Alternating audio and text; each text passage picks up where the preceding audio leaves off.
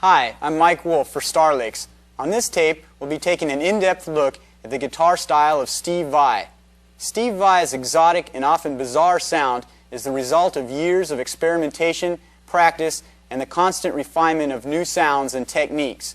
His close association with Frank Zappa and Joe Satriani helped set his stylistic direction, while his involvement in the Frank Zappa Band, Alcatraz, the movie Crossroads, and now the David Lee Roth Band have offered him many inspirational outlets for his phenomenal guitaristic displays. On this tape, we'll be taking a look at 20 licks spanning Steve Vai's recording career. But before we get started, let's tune up. We'll start with the low E string.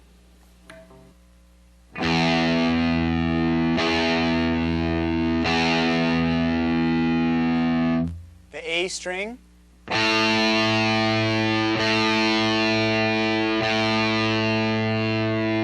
The D string.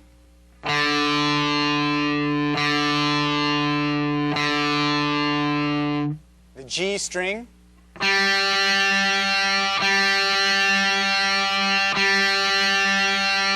The B string.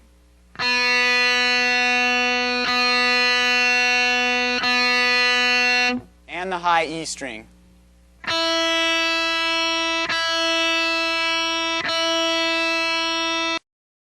Now, if you'll get out your manual, we'll start with lick number 1.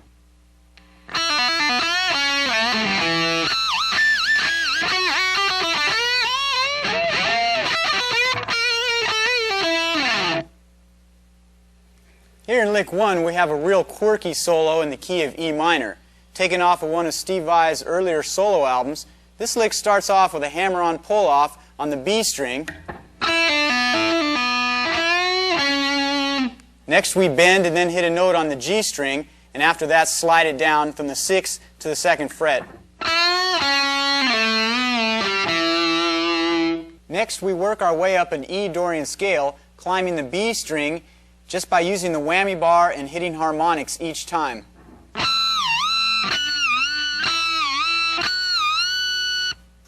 He continues on by playing in the 7th position, then working his way up the B string, all by bending the notes just with the left hand and not picking them.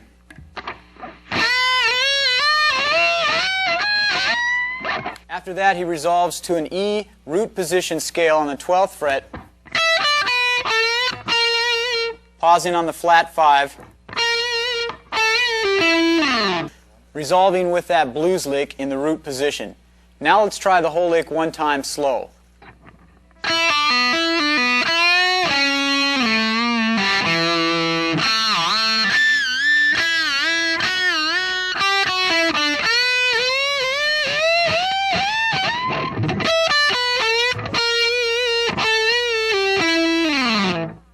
And now here's lick number 2.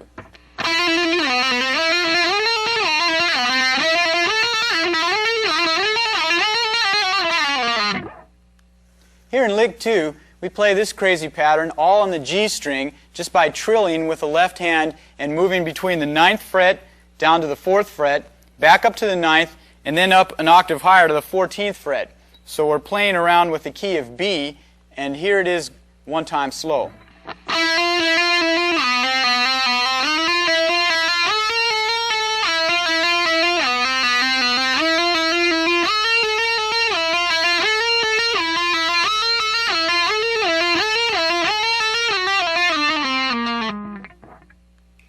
And now on to lick number 3.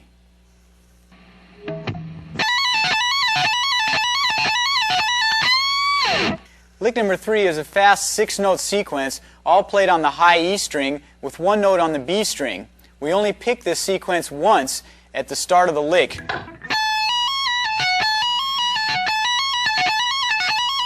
And as you can see, the lick is created with the strength of the left hand through hammer-on and pull-off, which is a big part of Steve Vai's style. Here's the lick one time slow.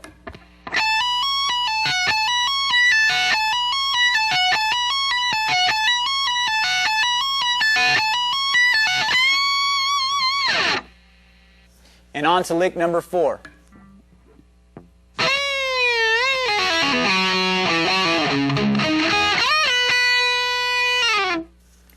Here in lick number 4, we're playing in the key of C sharp minor, and we start by bending the minor 7 on the B string, dropping it with the bar while we're bending it, and then as we release the bar, we start a hammer-on pull-off that goes down to C sharp minor pentatonic.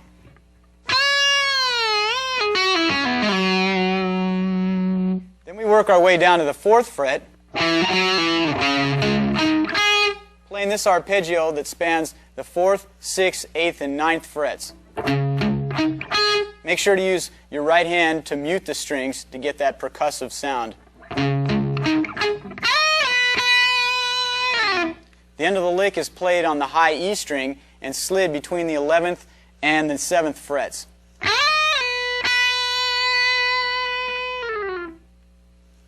Now let's try the whole lick one time slow.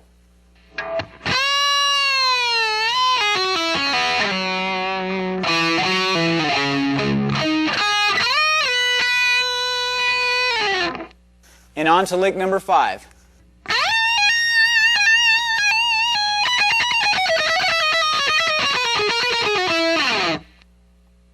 Here in lick number 5, which is our next phrase from the C sharp minor solo, what we play is on the high E string, we slide around between the 18th and the 16th frets while using the whammy bar to create a saxophone-like effect. Following this, we play a very fast run in the key of C sharp minor.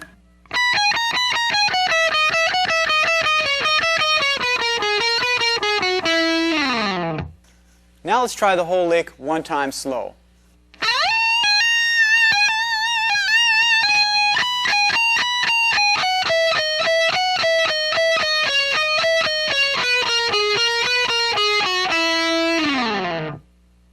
And here's lick number 6.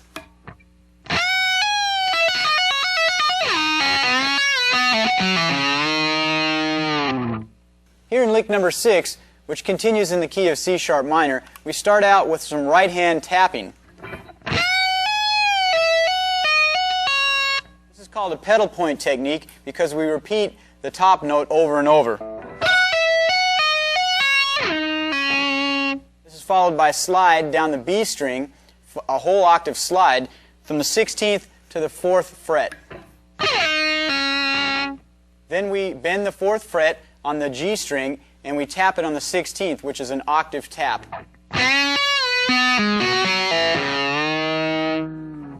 We end this lick by bending the 4th fret on the A string up a whole step. Now let's try the whole lick one time slow.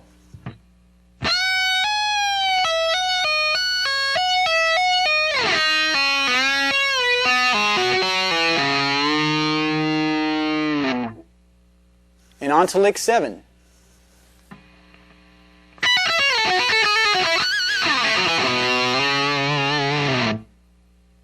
Here in lick 7, we start by playing in the key of F sharp minor, playing 2 blues positions at once by stretching out our left hand. At this point here, we're sliding down to another position of the blues scale. An artificial harmonic on that note on the 11th fret of the G string. Then we slide down to the root position of the F sharp minor blues scale. Now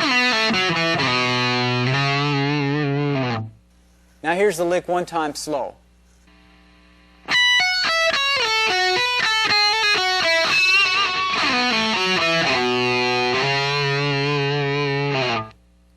And on to lick number 8.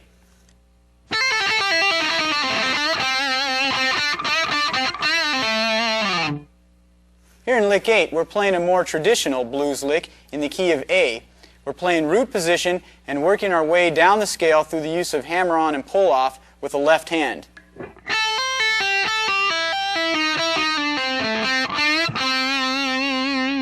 And then we tag the lick with this. Lick number 8 itself is not hard, but what's important to get is the subtle timing nuances and bending nuances that give it its flavor.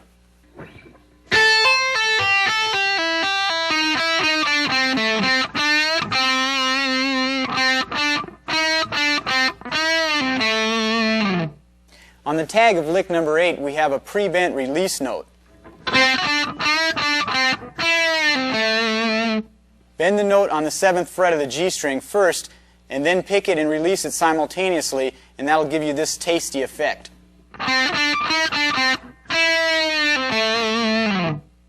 Now here's the whole lick one time slow.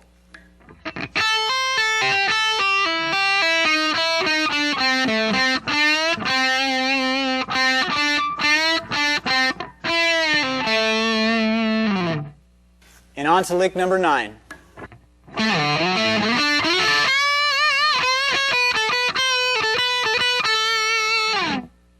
Here in lick number 9, we're playing another traditional blues lick, this time in the key of D minor, and what we do is start off by sliding down the A string and working our way back up to the root position.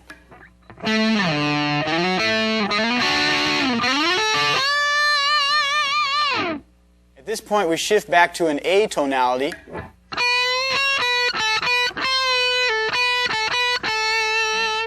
using some half-step bends on the 12th fret. Now let's try the whole lick one time slow.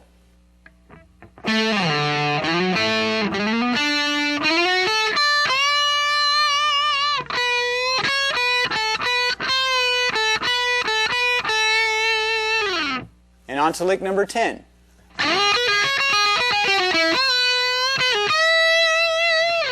Here in lick number 10, we're playing a blues lick in the key of C sharp minor, and we're creating a snappy rhythm approach by doubling up notes on the B and E strings, and resolving the lick by coming down the blues scale right on the 12th fret.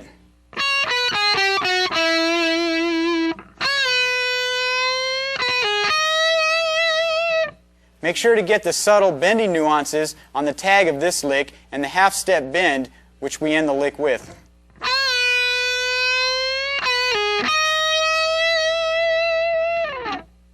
Now let's try the whole lick one time slow.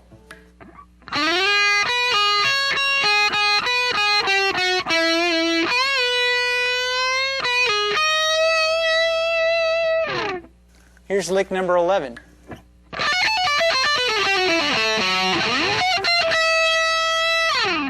Here in lick number 11, we start out with a B minor arpeggio started on the 14th fret,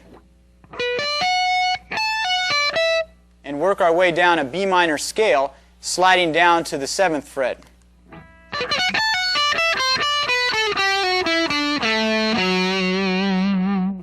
We resolve this lick with a major 6 interval on the D string and B string.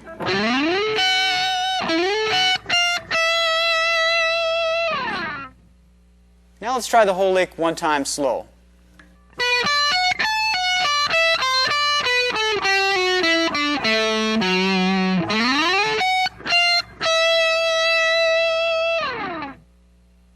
And here's lick number 12.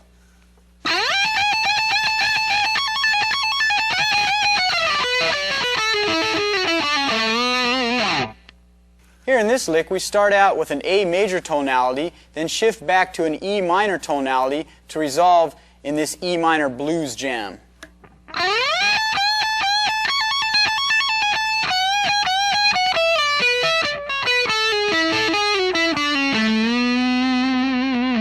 Resolving the last note on a B note, 14th fret of the A string.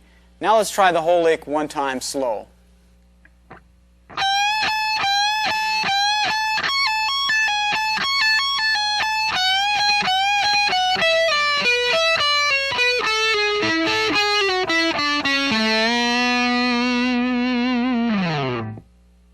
Here's lick 13.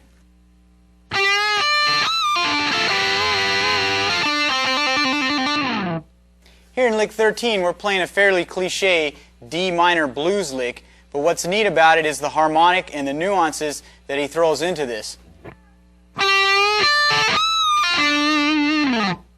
You can create this artificial harmonic by using the edge of your thumb, actually touching the string by putting the pick so close to the edge of your thumb that some of the skin from your thumb touches the string and creates this high squeal.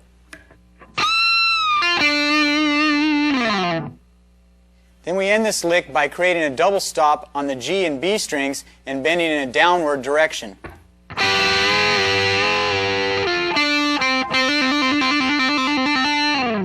This last bit is a trill, which we do by hammering and pulling off between the 10th and 12th frets. Now let's go over the whole lick one time slow.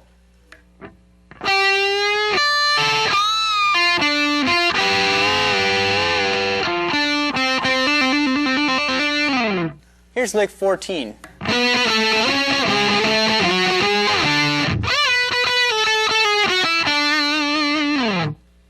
Here in lick 14, we're playing an E minor blues jam, but playing a G major tonality on top of that by use of octaves, which we're sliding around the A string.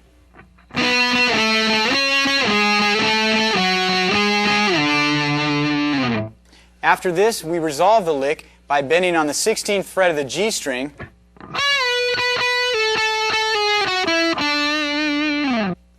now let's try the whole lick one time slow.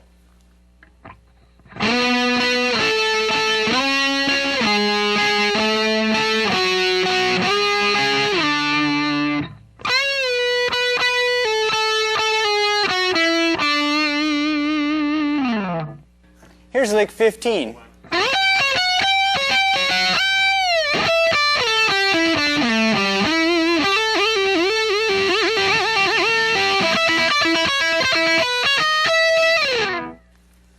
Here in lick 15, we're playing basically in an E minor jam, but we're trading off major and minor tonalities at the start of the lick with the major 6 and the major 9 against a major third.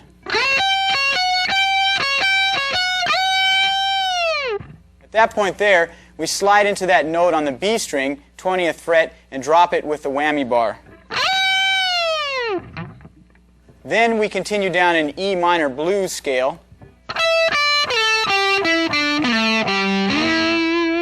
Making use of 4 trill slides.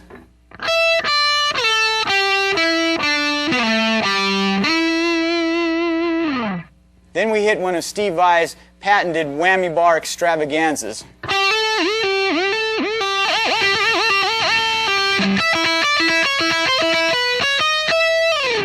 The way to play this is to hit the 14th fret on the G string, hammer on the 16th fret, and use the bar to accentuate the rhythm of this lick.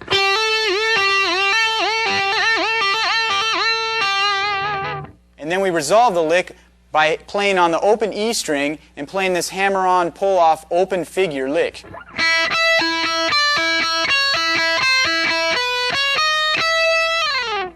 With an E major resolution at the very end. Now let's try the whole thing one time slow.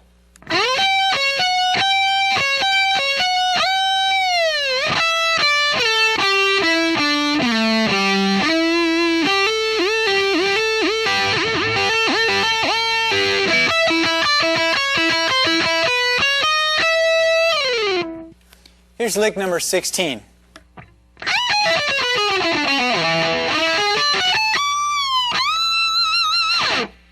Lick 16 is the climax to our E blues jam, and we start by playing an E major arpeggio starting on the 19th fret. Then at this point we run into some tricky fingering on the D string.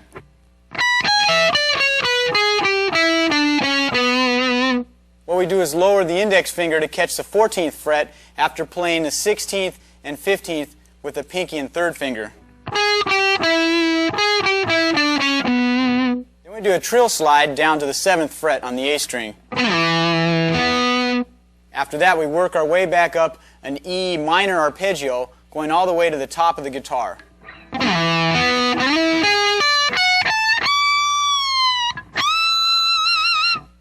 Here at the top of the lick, we slide into the 22nd fret, drop it with a bar, then bend it up a whole step.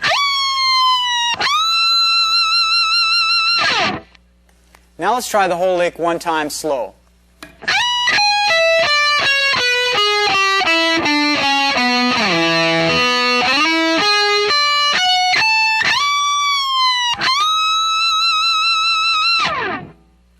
Here's lick 17.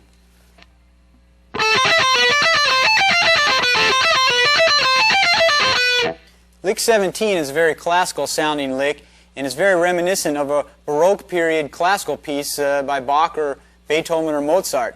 The way we finger this lick is to start with a second finger on the 14th fret, Then slide the second finger to the 16th fret, and then move our index finger back to the 13th fret for the last 6 notes.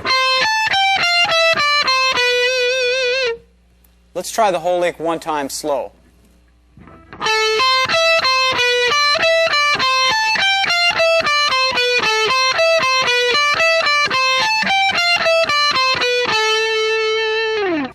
Here's lick 18.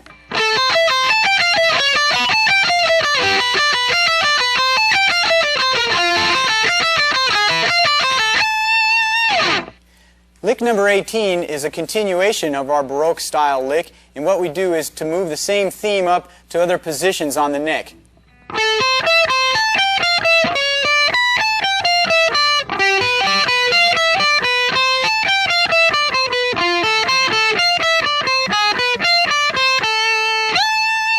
Finally resolving on a high A note on the 17th fret of the E string. Now let's try the whole lick one time slow.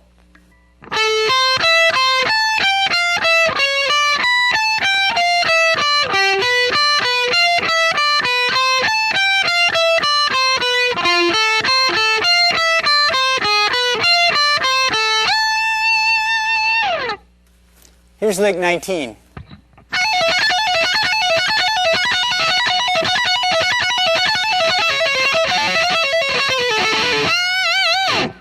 Here in lick 19, we're playing in the key of F sharp minor and playing an extremely fast pentatonic sequence. First we play in the root position, then we stretch out our third finger to take on the second position as well.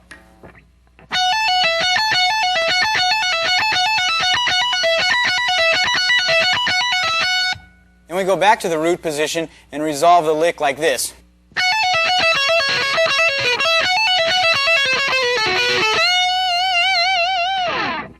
Here's the lick one time slow.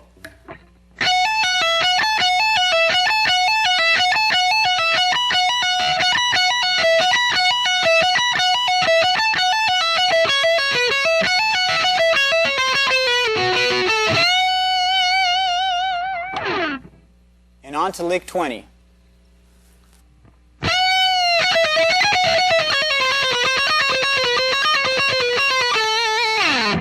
Here in lick 20, we're playing in the key of F sharp minor, and we're taking advantage of the Dorian scale as well as the blues scale with a flat 5.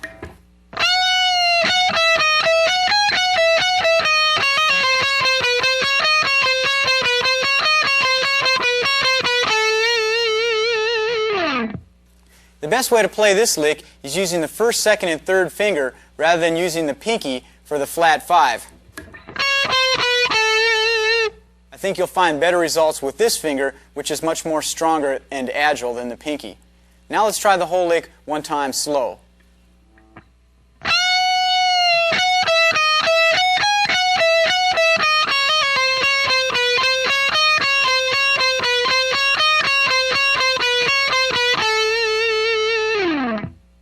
Well, that concludes our tape. Hope you've enjoyed sharing these licks and this in-depth look at Steve Vai. Remember when playing these to always play with the recorded example. Always keep your ears open and try to catch all the musical nuances instead of just learning a couple of notes stuck together. What's really important is to make them sing and to always be aware of your musicality. Keep practicing.